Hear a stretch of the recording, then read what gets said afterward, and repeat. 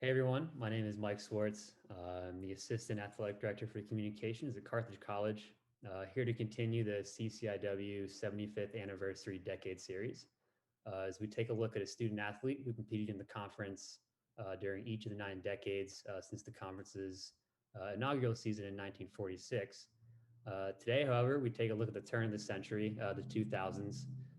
And here at Carthage, we have one of the most decorated student athletes in the CCIW of the decade and of all time, an 8-time NCAA national champion, 17-time All-American honoree, 3-time CCIW outdoor track and field MVP, 11-time CCIW title winner. She graduated from Carthage College in 2006 with a bachelor's degree in English. Was inducted into the Carthage Athletics Hall of Fame in 2011. And today I'm joined by none other than Shea'na Grigsby. Shea'na, thanks for taking the time to speak with me today. Yes, thank you so much again. I'm so honored to have been chosen by you for this interview. So thank you so much. Of course. Well, let's go ahead and literally start from the beginning with your career in track and field. So I guess talk about your early relationship with the sport and what got you into it originally. Yeah, so it's so interesting that you asked that question because I never knew what track was, and like when people say that or when I say that, it's funny today because sports has really dictated my path in life, not just from being at Carthage and being a student athlete, but then even right now being a professional and working within the athletic realms to this day. But a long time ago, back in the day, I always say, um, I wasn't a track runner. I actually was a basketball player and got into sports through that. When I went to middle school in Minnesota, I'm from Minneapolis, Minnesota. When I went to middle school, that's where I had a gym teacher who saw me and my identical twin sister, Crystal Grigsby, who also is an inductee into her college Hall of Fame at University of St. Thomas as a long jumper. So I just had to give her reps too. Um, she saw us and was like, "You guys would be really good track runners," and we're like, outside around a track, bugs. We'll stay inside. And actually, what's funnier about that is we we played softball first, and I just could not sit in the field because of the gnats, and I could never get on base. And so I was like, there has to be something better than this. So then the following year, I started running track. From then, I actually started running the hurdles, and that's where it all began. The hurdles was something that no one else does, and it almost is one of those things that if you can do it, you can do it, and you can be really really good at it if you put your mind to it. But when I first started running the hurdles, I actually would run and then jump over them because I was so afraid to fall, and I was so fast that I still would win. And so I like looking back on it now, I can only imagine if I actually took the time to run over, critique or and get the form down, how much faster I would have been. But I was terrified, horrified. I don't think there's like a better word to say. I was so afraid, but I was so good at running that that worked for a long time. And at that point, I learned the form. I got better. I started going to state, and I ended up winning state my senior year and going on to Carthage College. Awesome, awesome. So yeah, you kind of touched on, it may have taken a little bit to get that form down, but maybe if you could expand on that, like when was it in that I assume high school career that you kind of realized this was something that you could be really successful in? Mm-hmm. Yeah. So, and my apologies for not including that in my previous answer. Um, I actually can remember the meet I was at. I was at Blake High School because I went to a private school.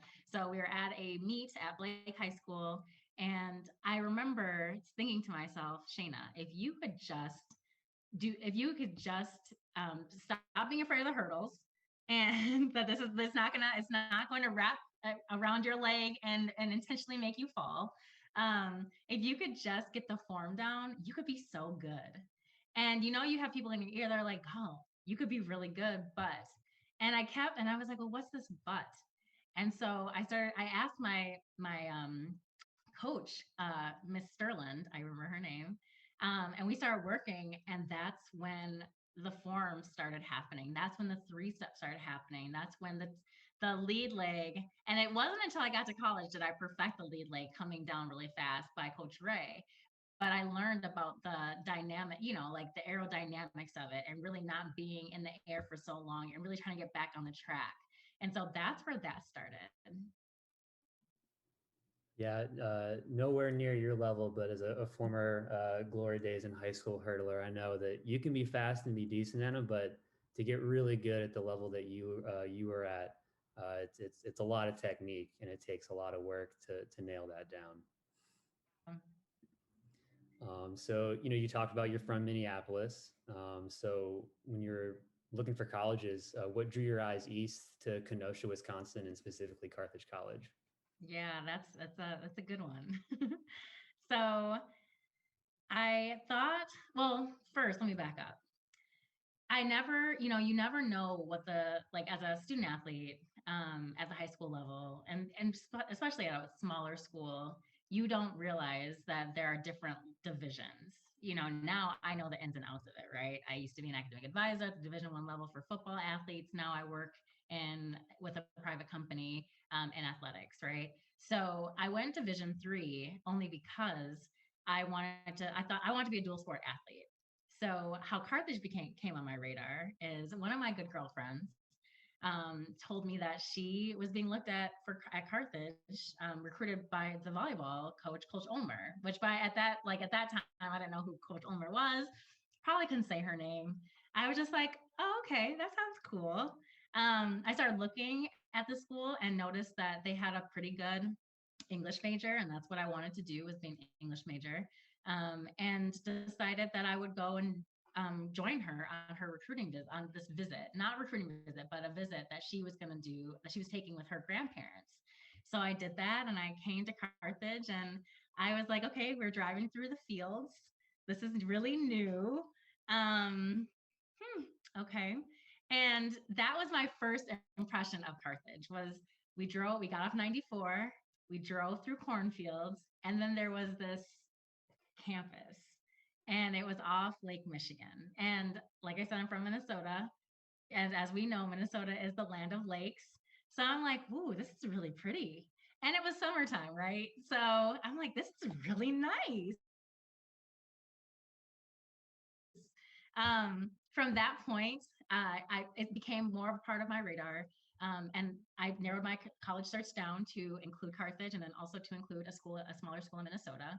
And it just happenstance. And I'm a big spiritual believer. I believe in God. And it happened that I was, during my junior year of track, I was at the state track meet, and one of my teammates came up to me and was like, "Hey, I got this brochure from this coach who wanted me to give this to you." And I was like, okay. And I looked down and it was Carthage. And I was like, this is a sign. And so from that point on, Coach Ray came up and came to a volleyball game. We talked about all Carthage had to offer. They gave me confirmation that I could also be a dual sport athlete because I didn't want to give up volleyball.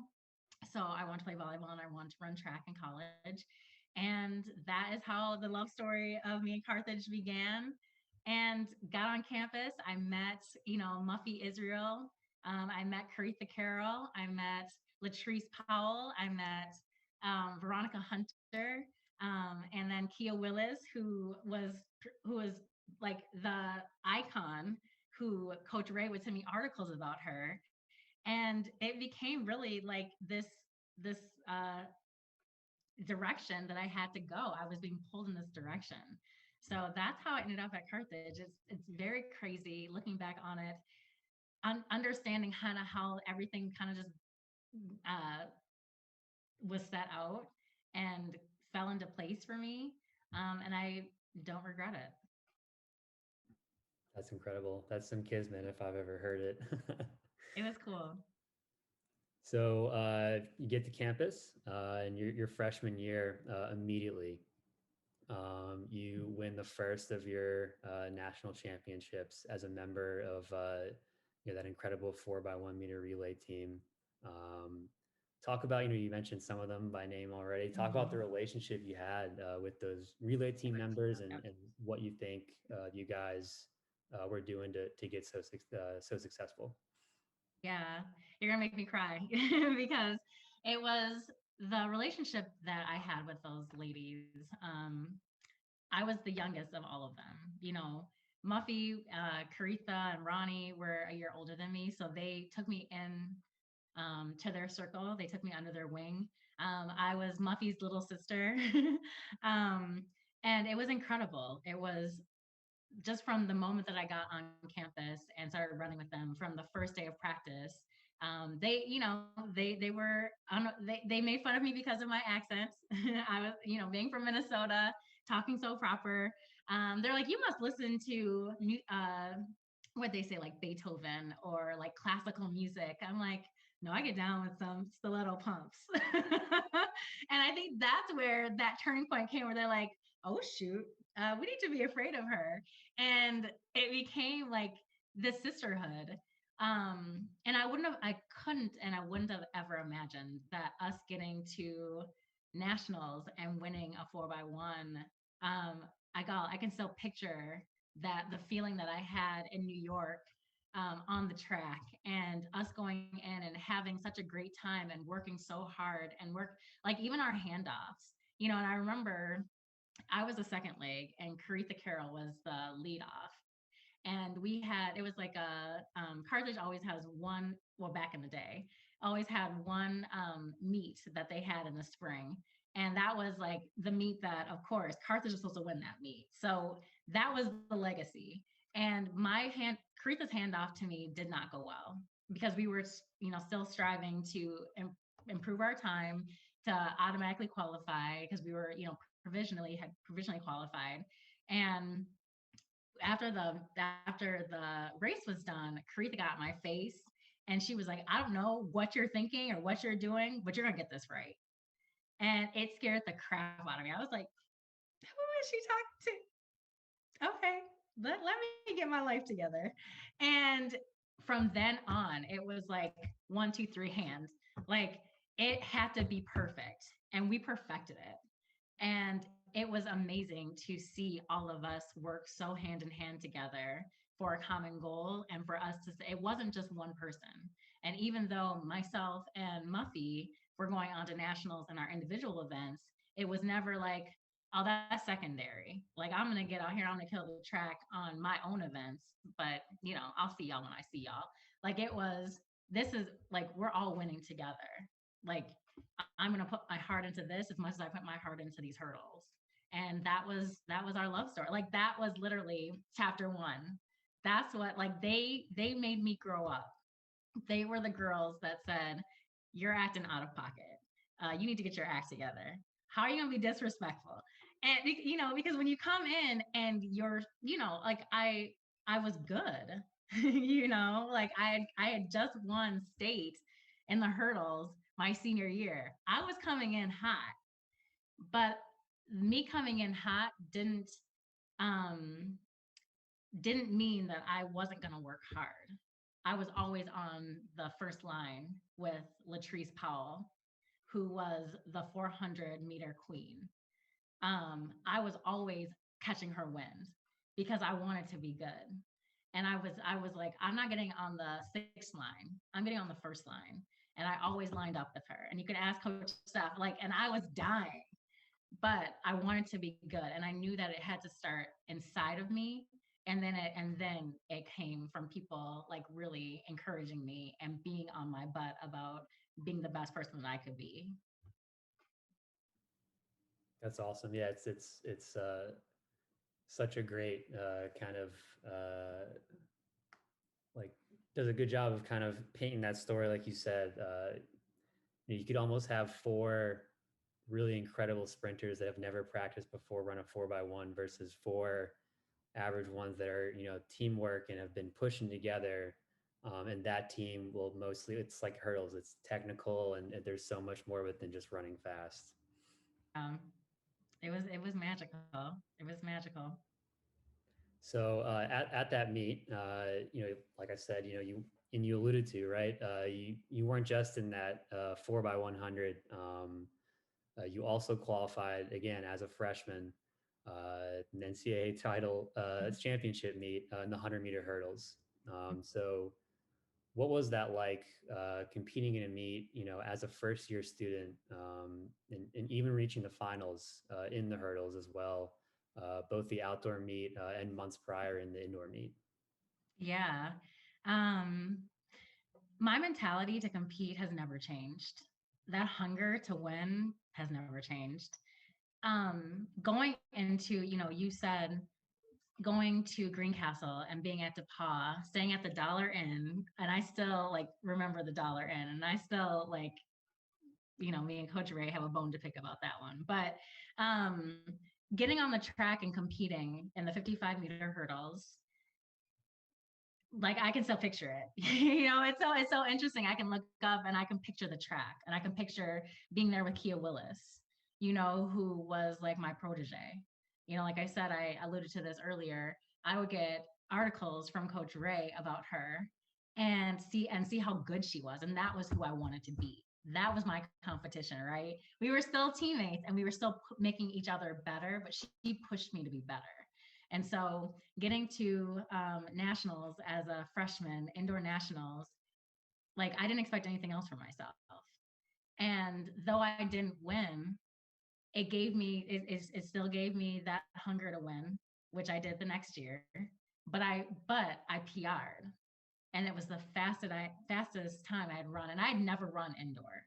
Like coming to Carthage, I'd never run indoor track. In Minnesota, we don't run indoor track. It's cold. Like I mean, we play basketball, but I don't know any. I have never heard of any schools that run indoor track until I got to Carthage, and all the girls from Illinois are like, "Oh, we run indoor track." I'm like, "Oh, we don't run indoor track.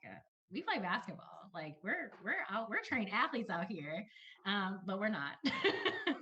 I mean, we are, but we just do a lot of different sports, right?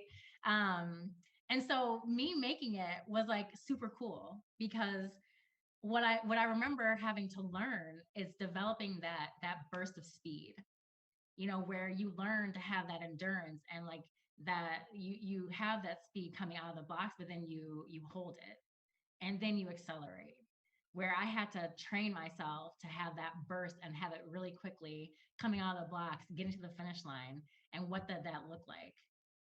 I was also excited because there's only 5 hurdles. So I had to, and so, like my speed I really had to think about it. Because like I said, with a shorter distance and then getting on the track and still keeping my 3 steps, it was like I could either run up on it, or I was going to have to slow it way down. So I had to find that balance of getting it that way, which was super cool. So then, fast forward to outdoors, and competing outdoors. I didn't expect anything else. Like nationals was just like state. It was the big stage, and that has never bothered me. A big stage has never bothered me. I don't get. I remember laying in bed in Den Hart before we even left for nationals, because we stayed on campus because it was so far up north in New York. Um, I remember laying there and visualizing myself going over the hurdles and having a flawless race and really making sure like that my anxiety or any pressure that I felt was like it wasn't mine to have. And so when I got out there on the track, and plus we had just won the 4x1. So you have this high, like I'm on this high of like, oh shoot, I just ran really fast. I want to do it again. And I get to the finals, and I think I came in what, third? Um, Maybe it was seventh. I know I didn't win. So, when you're first, when you're not first, you're last. No one remembers second place. So that was always my mentality. But I know I didn't win. And it didn't, I wouldn't say it deflated me, but it made me, I knew that the next year I was going to be better. And more to that point as well, and you kind of touched on your development between high school to college, and then you kind of set this one up perfectly as well there at the end. So fast forward to your sophomore season, you begin your 3-year reign at the top of the hurdles across the entire landscape of NCAA D3 track and field. So, was there anything specifically that you can remember clicking between your freshman and sophomore year, or something that you can point to, whether it's the start of your sophomore year, or what was it that you think kind of took you to that next level? Oh yeah. Oh yeah. When I read that question, I instantly knew what the answer was. So I told you I had to condense that speed for indoor. Well, once you condense speed and you go back to outdoor, you have to now elongate that speed. And I couldn't master that my freshman year.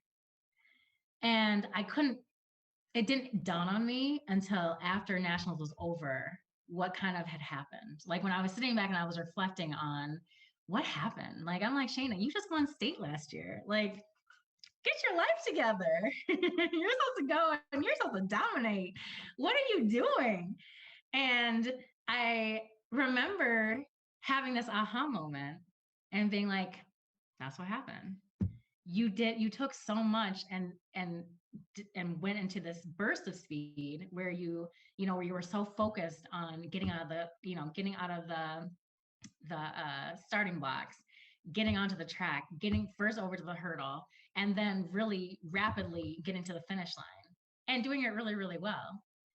And then your body wasn't used to, because you're still growing, extending that speed. What didn't I do? Well, what Coach Ray had me do the following year was he actually put out 12 hurdles and not 10. So when you're dying at 10 hurdles, you still got 2 more to go over. But it was the most amazing thing that happened from it, because when I had to learn, I had to, teach my body to have 2 more hurdles in me, that gave me the speed.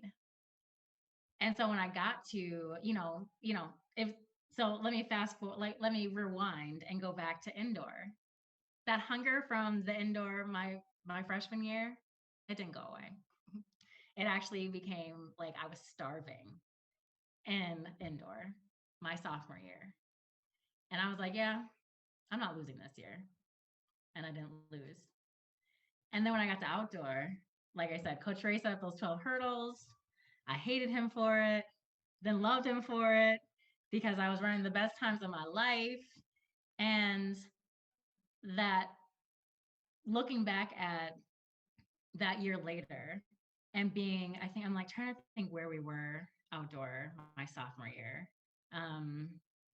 Oh, I know we're in New York, and then it will come to me, I'm sure. But going back to getting on, where were we? That's gonna really bother me. So if it comes to you, let me know. Getting on the track and knowing like I'm so ready. I'm so ready. Last year isn't gonna be a repeat of this year. And the nerves, and I was nervous because I had one indoor. And when you win indoor, people don't expect you to win outdoor because it's totally different. You're outside, the elements happen, the wind happens, you clip a hurdle, you don't have a perfect race, all these factors. Indoor, it's quiet, it's climate controlled. People aren't clapping anymore because they're waiting for the gun to go off. Like everything is perfect. You can't not have a perfect race in indoor. Outdoor, it's really hard to have a perfect race. But I had trained so hard that it didn't matter if I didn't have a perfect race. I could clip a hurdle and didn't feel it. I mean, I have the scars to prove it on my knee. I clipped a hurdle so hard by the time I was done running, it was bleeding. And it was always the same spot, but I knew how to run through it. It didn't bother me because the only thing that mattered was the finish line and getting there faster than anybody else. And the model that I started to think about as I ran, and this carried me into, all 3 years, or, through my senior year, was I had to be the first one to the hurdle. If I'm the first one to the hurdle, I'm going to be the first one to the finish line. And it worked every race. That's awesome. So you, to rewind a little bit, you definitely touched on it, but I'll still ask the question. Those 2000, your sophomore indoor championships, just to set the record here, you break the D3 season best in back-to-back races in the qualifiers, and then you do it again in the finals. So going into that race, again, I think you kind of said it, but were you expecting both that kind of a time and to win that national title? You're talking about for outdoor, right? For the indoor hurdles, so For your indoor. individual. I was hoping, because, like I said, since I hadn't won the year before, but I knew what it felt like. I knew what Mondo track felt like. I knew what my spikes would feel like, clutching, like gripping and like tearing. I knew what a good start felt like. I knew what getting to the first hurdle felt like. So when I got in there and I beat my time, and I, like you said, I broke the record. I was surprised. And when Coach Steph came up to me, she's like, Coach Steph gets really excited and her voice gets really high. And she's like, oh my gosh, I'm like, okay. And I'm just like trying to just let it all sink in, because for me, it was a race, especially prelims. Prelims only dictates where your lane's going to be in the finals. So prelims for me was like, let's get this done. Finals is like, all right, let's kick some ass. Excuse my language. But that's really what it is. And so when I broke that record and I PR'd, I was excited, but I was like, this isn't the race that I need to be excited about. I still have one more race. And when and so there probably was some nerves that creeped in, like, oh my gosh, what if, what if I don't win? Like, I came and now I'm ranked number 1 in finals, and I'm in like the prime lane in finals. Everyone's looking at me. Like, you look down each lane and everyone's looking at me, and I'm set to win this race. And if I don't win it, what does it mean? And I never answered that question, because there was no question that I wasn't going to win. So now in that indoor, that 55, you had beaten, her name was Carrie Kerna of Elizabeth College. I remember her very distinctly. I'm sure. I feel like a lot of people in track, you always remember your rivals. They always pop up, right? So indoors, you took the title.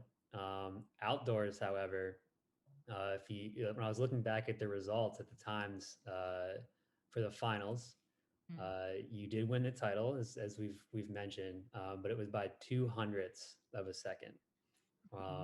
So I'm sure you remember it, but what was that race like? I imagine that for the entire 100 meters, y'all were stride for stride.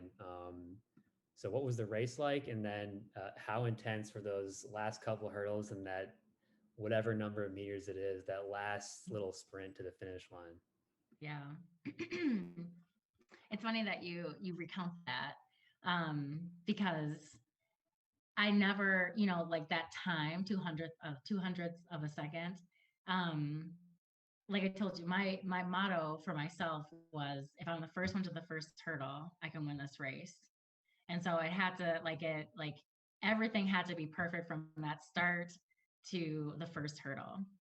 And I remember, and there's so many races, of course, but what I think I remember, because I am older now, memories doesn't necessarily always serve me well, but getting to that first hurdle, and just being so in the zone.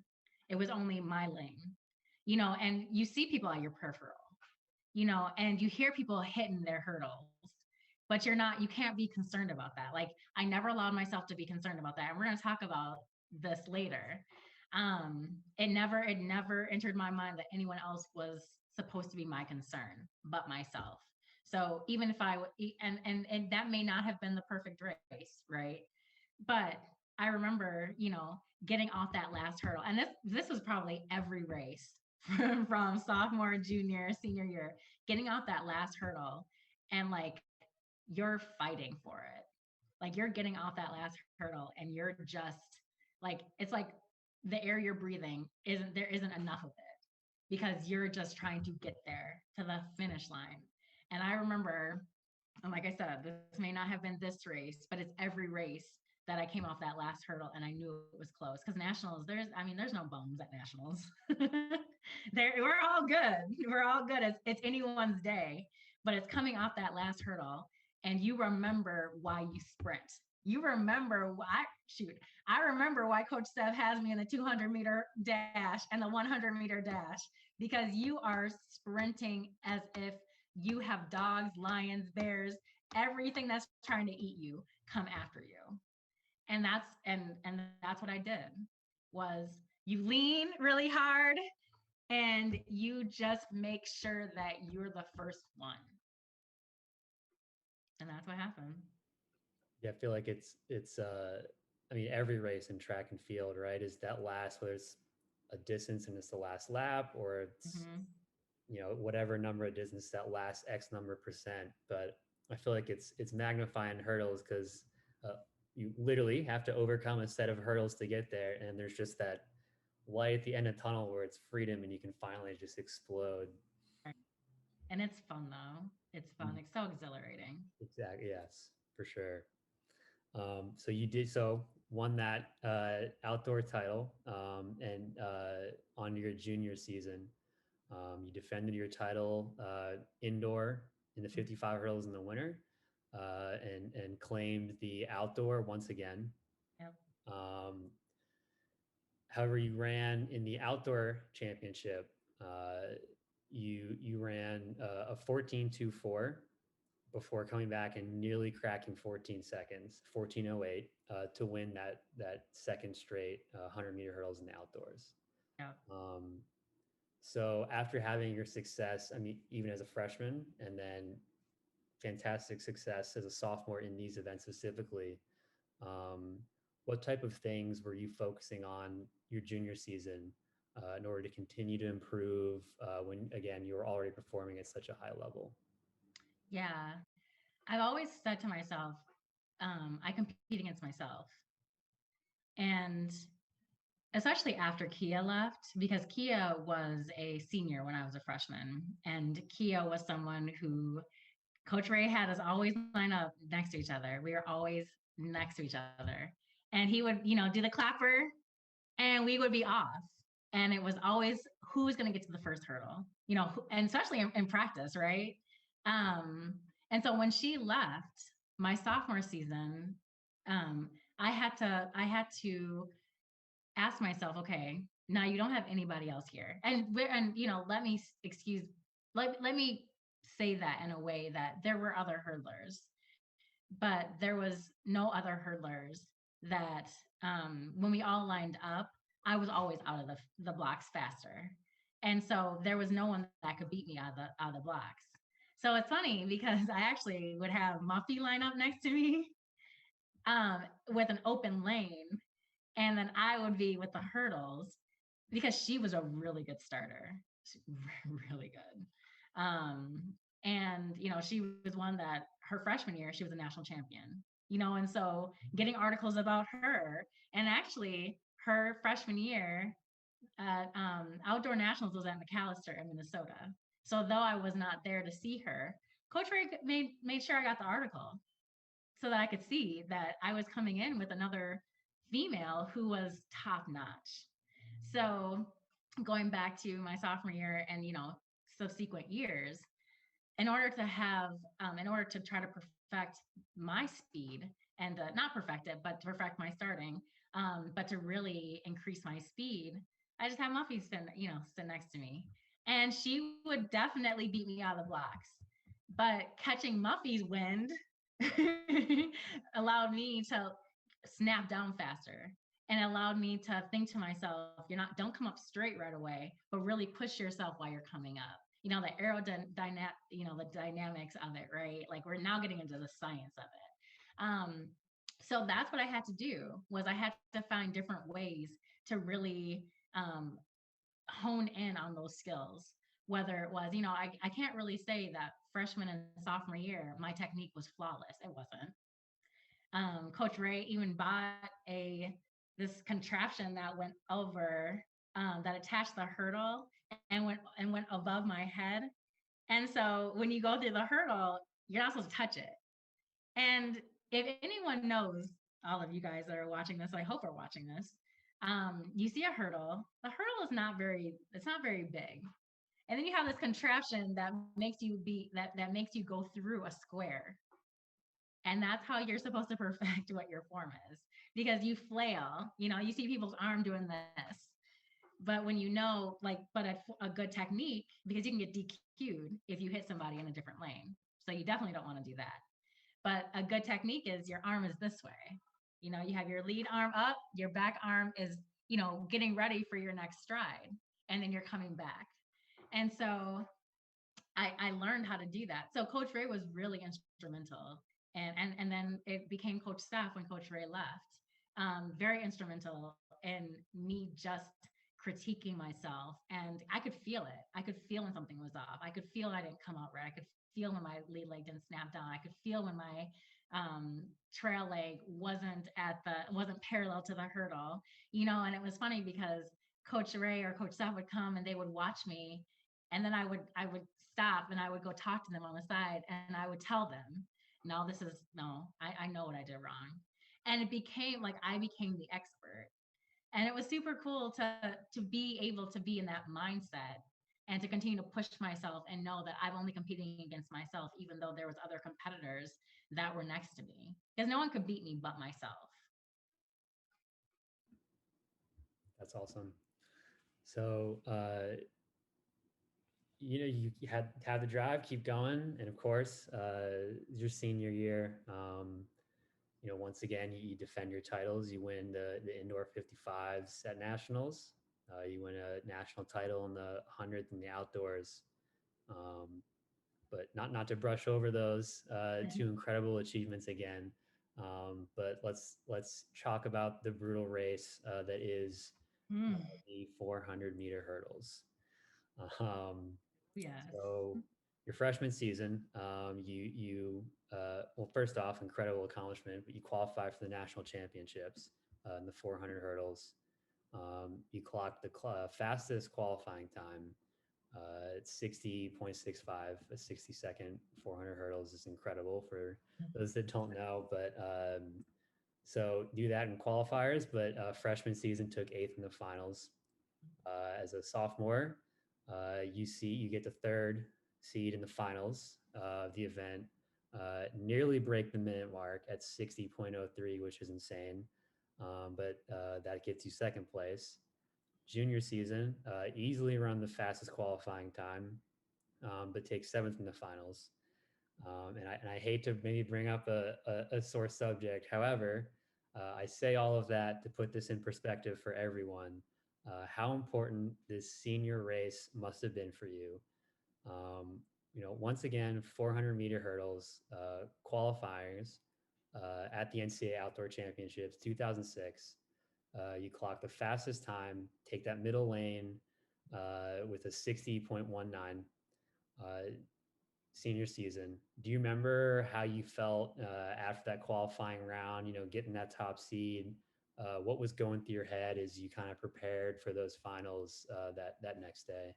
Yeah, so I'm going to kind of backtrack, because I really want people to know that before I came to Carthage, I had never run a 400, let alone a 400 hurdle. And I remember Coach Ray I was at North Central Outdoor, and it was raining my freshman year. And Coach Ray says to me, I put you on the 400 hurdles. And I said, no, you didn't. He's like, yes, I did. And I'm like, what are you doing? You're trying to kill me, Coach Ray. You're trying to kill me, Coach Ray. And I'm freezing because it's cold outside. I'm sitting in there back then, and I don't know if it's any longer, if it's there still, but we were sitting in their indoor, like this area indoors. And like I said, I was like so cold. It was raining. I was miserable. And then he comes and tells me this, and I'm like, I'm not doing it. And he's like, well, yes, you are. And I'm like, but I'm good. And I don't mean that like I'm good. Like, I'm like, but I'm really good. Like, why are you punishing me? Like, I really said that. And I was really upset. And I had to swallow my pride because, Coach Ray is a coach and I was a freshman. And I have these sophomores who are looking at me like, you haven't even paid your dues yet. Like, go on out there. You will be fine. We'll keep it nice and toasty in here for you, but we'll be here when you're done. And I'm like, okay. So I go out there and I run. And he's like, you're going to be in this race every meet. And I'm like, wait a minute. So my competitiveness got the best of me because I wanted to win. And I think I probably won that race. And so that's where that story began. Like, so when I talk about this love story, that's probably chapter 4. And it probably should be the last chapter because I hated the 400 hurdles. And that's where you'll see the places that I ended up being my freshman year and my sophomore year and then my junior year, because I hated that race. And every time I stepped on the line, I was like, I hate this race. And even though I qualified for it, that was cool, but it was easy. That was easy. Like when you hear the gun go off, you automatically go into race mode. So like, I'm not going to like sit here and jog the race. Like in my mind, I'm like, you got to go, like you got to win. Like people are, no, this is your race. So all that to say, got to my junior year. I'm, qualifying. I got it. Get to the finals. I'm one lane out from the lead lane. Coach Ray's in my ear. He's like, you got this. And I'm like, I got this. I got this. And the girl who's supposed to win, I was like, she ain't winning. I got this. We're running. The gun goes off. We're running. Remember, I talked about the peripheral and really being in the zone. I see her pull up. She pulled her hamstring. My whole race was over. And Coach Ray told me, he's like, once you saw her, he's like, your whole race was off. I clipped the first hurdle and fell. I was so devastated because I knew that if I had just run my race and wasn't concerned, because I was concerned about her, I didn't want her to win. I was so much more concerned about her winning and me losing. And that never happened before. I'd never been more concerned about someone winning and me losing. That I let her pull up, I clip the hurdle, I fall, and I look up and everyone's passing me. I get up, I finish the race, like that adrenaline. I get up and I finish the race. But because I had gotten the wind knocked out of me from clipping the hurdle and falling over it, because I had never fallen over it. Yeah, I remember I told you when we first started this, when I first started hurdling, that was my biggest fear, falling over a hurdle. I had made it from 6th grade, 7th grade, all the way to junior year of college, never falling over a hurdle. Never thinking to myself I was going to fall over a hurdle. Clipped a bunch of hurdles, got the bruises, the scraps, the scars to prove it. Wind got knocked out of me, adrenaline kicked in, finished the race, came in 7th. And I was so upset. And I remember and actually this meet, there was a camera crew following my sister and myself, because at this point, people figured out that I had an identical twin sister at a different institution who we ran against each other in the 4x1, same leg. And they were like, whoa, who is that other girl? And at that point, too, she had won the long jump as a national champion. So now you have twins from two different schools dominating this meet, and people want to know who we are. So we have a camera crew following us. I'm banged up pretty bad. I go into the trainer's room, and the girl, she was like the short girl who won the race. Emily Lepley, I think was her name. She finds me and she's like, I just want to say, she wins the race, by the way. Just in case y'all like missed that point. She wins the race. I'm in the training room. She finds me in the training room and tells me how disappointed she is that I lost. She's like, I'm so sorry. I'm so sorry. And in my mind, I'm like, this little girl better get out of my face, because I cannot believe that she's in here and she's won. And that's what motivated me my senior year to win that damn race, because I had gone every year. And I started to ask myself, Shea'na, you're qualifying for this race every year and you're not doing anything. What's wrong with you? You're getting here, you won the 55, you've won the 100. So people are just thinking, all right, yeah, she's good at that. She's decent at this. But I knew that I was better than decent. But I let my own ego get in the way because I didn't want to run my race. And when I fell over that hurdle, it slapped me in the face and said, next year, and that's what I said to myself, next year, you're gonna win this race. And that's what I worked on from that point on. And I won the race the next year. You did. So that fourth senior year, you finally got that 400 national title. It was a long time coming. There was a lot of pain, sweat, and tears that went into that one, for sure. That has to be one of your favorite accomplishments. It is. It is. I mean, I just have to ask, because the story, it's a T-ball question, but with the story, it's definitely not going to come out to the better. It's going to be a better answer, I know. But what do you remember about that race? Like, how did you feel as you crossed that finish line, and finally took that 400 title? Oh, one word: vindication. I literally, I was so, if I have to say, I don't regret a lot of things in my life. Like that's how I live my life, actually. Every lesson that I've learned, every heartbreak that I've had, every disappointment that I've ever had, it has taught me something about myself. And that's one of the things that I truly regret, is really not taking that race more seriously in order to break out. I could have been so much better. But I was cocky. I was like, yeah, you got the 100, you got the 55.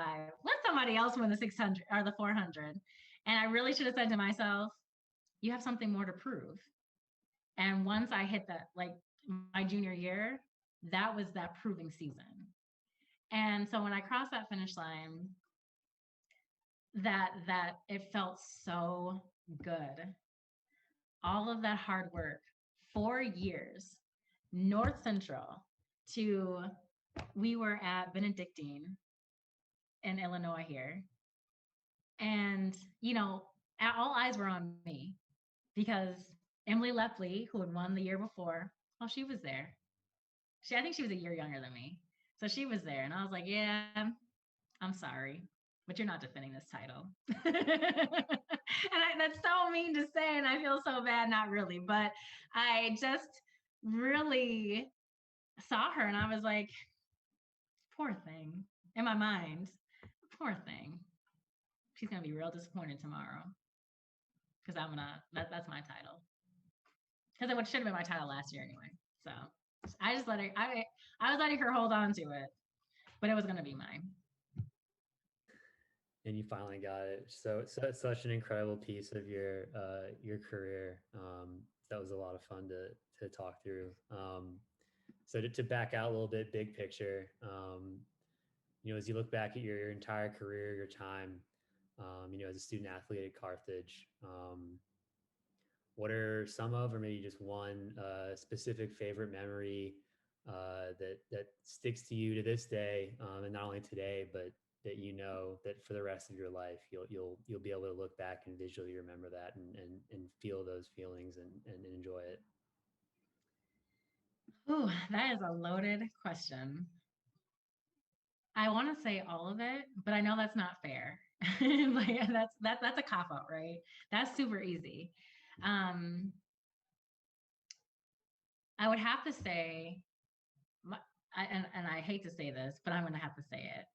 My senior year, going to nationals outdoors, just my whole senior year, and not having those ladies that were my staples that were there with me every year, and I was alone.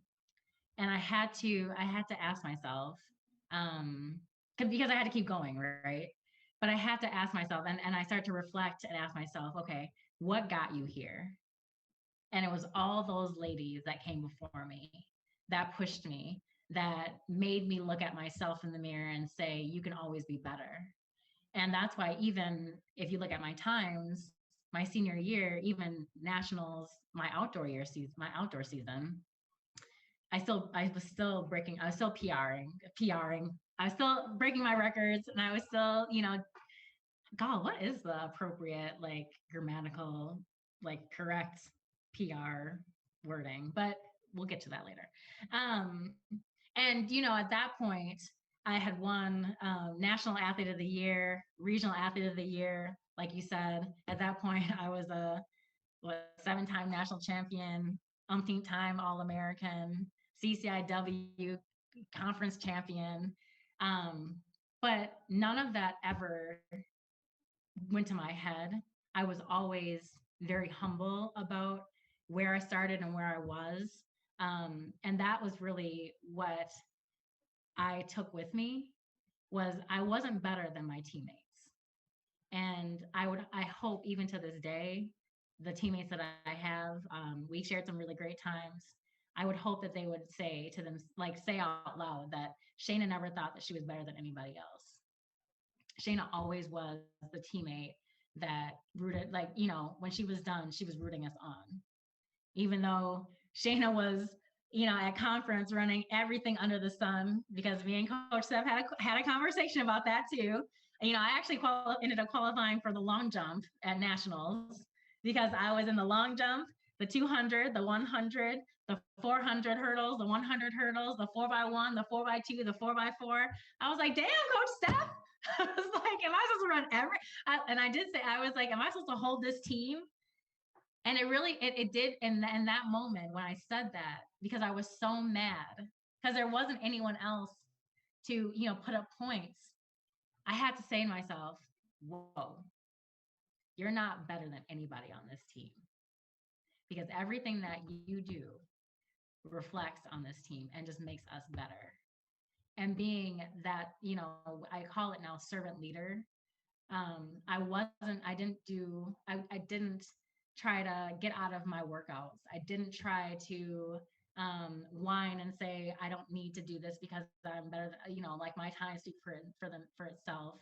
And I take that to, how I am today, is I'm so particular about what I do, and I'm successful with what I do and how I achieve and what I accomplish. But none of that I would have never known any of that, or I would have never been able to bring that into this space if I didn't have those lessons at Carthage. If I didn't have Coach Ray, who gave me the same $5 that he gave everybody else after a track meet to get McDonald's, though I always did ask for $1 more, so I go to Buena Beef. That's a secret. Well, not a secret anymore, clearly. But I wasn't treated any differently. And I never want to be treated any differently. And that's what I took from that. I took You always you run your best race when you don't think you're better than anybody else, because you always have something to prove. And when I finished every race, I proved to myself, I proved to everybody around me that I still had more work to do, and it was never finished. And that's how I live my life today. Nothing is ever finished. So speaking of, back to today, you're currently the an event partnership director with the NCSA, which Mm-hmm. stands for Next College Student Athlete, where you help potential student athletes with the recruiting process. You also have years of experience working at schools like Northwestern, the University of Minnesota, Temple University, even here at Carthage. So when was it in your life that you realized not only do you want to be a student athlete at the collegiate level, but work around college athletics as well? Yeah. So I always thought, so the first question, um, I never in my wildest dreams did I think I was going to be a collegiate athlete. And as interesting as that sounds, my mom is not athletic whatsoever. No bone, no body part is athletic. Like would say athlete. Like she was like the model type skinny, but she encouraged us to be in sports and to do different things. And it was like an outlet. It was a really good outlet for me and my sister, this energy that we had and this competitive and this drive. And I think just being a twin sister, like having a twin, you naturally are competing with that other person, because like there's no one else to compete against. Like she's always there, so why not get better grades, right? Well, I didn't get the better grades she did. She's smarter than me. Well, we're both intelligent, but she worked harder in school than I did. So I'm just gonna give her that one. But I was a better athlete. So I will say that too. Um, so I never thought that I was going to be a collegiate athlete. Um, so when Miss Sterling saw like that, and me and my sister, and gave us a chance to be on the track team at Minnehaha Academy, and really helped us grow into that competitive spirit and really helped us hone into what that looked like. It was that became a reality. Um, Playing a sport became a reality. Then being at Breck High School, where I was a basketball player, my coach, Steve Ray, wait, Ray Finley was the basketball coach. He was a huge recruiter for collegiate sport. Like he was sending basketball athletes to Division I schools. And so that's where that became like this idea of going and playing at another level that I would have never thought possible. That wasn't even imaginable, right? And so that's where that came from. Now, going back and giving back in the space of collegiate athletics, that wasn't even in my purview. I wanted to go on and be a literature professor. Muffy even told me that she wouldn't want any of her kids to be under my tutelage because I was going to be really strict. I said that probably was going to be true. So I thought I was going to be a teacher. Like I've had some phenomenal teachers and professors, and I really wanted to give back in that space. It wasn't until I went to the NCAA Leadership Conference my junior year that I was talking to a professor, and they mentioned that they don't really have a lot of interaction with college uh, athletes. And I was like, wait a minute, what do you mean you don't have any big interactions with athletics? They're like, well, we teach them, but we don't really engage with them a lot outside of the classroom. And I was like, what? So when I say that I was devastated, that was the second time in my life, it was that moment, because in my mind I had this plan of getting my English degree from Carthage, going on and getting my master's in literature, and then becoming a professor. And this is where I pay homage to Dr. Bond, because I was staying on campus during that summer. And when I got back on campus, I went into his office, and I sat down, and I was like, I don't know what I'm going to do. And from that point on, him and I had this inseparable bond. If people that know the history of myself and Dr. Vaughn know that that was our turning point, because I always thought that he favored football over track and that he gave them everything, and I was winning and I wasn't getting anything, and we didn't have all the good stuff. But that moment when we sat down and we talked about what Shea'na's life was going to look like, and he took that time to help me research different graduate programs in sports management and not literature, and talk to me about different careers that I could go into, which then became being an academic advisor for Division I athletes. Because who knew that? I didn't know that. As a Division III athlete, you don't have an academic advisor. You have your major advisor. But I had been my own advisor for so long that that was almost second nature for me. So that's when that space of becoming an academic advisor and staying in collegiate sports, I got to marry the two. I got to marry my passion for education, and I got to marry that passion for athletics, and I got to stay around it. And that's what I did for 8 years. Like you mentioned, I was at Northwestern, which was amazing. It taught me a lot, and it gave me my first step to become the academic advisor for football at the University of Minnesota Go Gophers. That's why I'm wearing this color with Coach Kill. And that propelled me to becoming an associate director at Temple University. And then that also got where I got the call from Carthage to come back and be the director of student success, because I had done so much with like looking at retention of student athletes and attrition, and why there were certain student athletes that weren't coming back or weren't able to be successful, and what does that look like. And so it all came full circle, and it felt really good to come back to a place that had given me so much that I could bestow and instill some of the knowledge that I'd been given over that amount of time that I'd been away, and give that back. That's awesome. So kind of on that note, again, another perfect setup. Another kind of convoluted way to ask, advice for current student athletes or for the future generation. What was something that maybe you didn't realize in the moment while you were a student athlete here at Carthage, but you kind of maybe see its importance now, that you think best prepared you for your professional career or even life in general? That's a good question. The first thing that came to mind was just continue to work hard. Um, as we've talked about this whole interview, I was really good, but that never escaped me. And I hate to say that because it almost sounds like I'm so cocky, but I'm not. I'm like the least cocky person like anyone would know. Because yes, I'm inducted into the Hall of Fame, and yes, I have my plaque that says that, and yes, I was nominated and then featured in sports and the sports. What's that magazine? I was in Faces in the Crowd. Oh, it's illustrated faces in the crowd. Yeah, I was, but that never deterred or even stopped me from saying to myself, you still have more work to do. So in those moments where you're celebrating and you're on your cloud nine, there's still more work to do.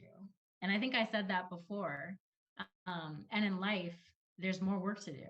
No matter what you accomplish, and I've accomplished a lot, and sometimes I had to sit back and I had to say, "Whoa, you've really done a lot in your life," and it's so empowering.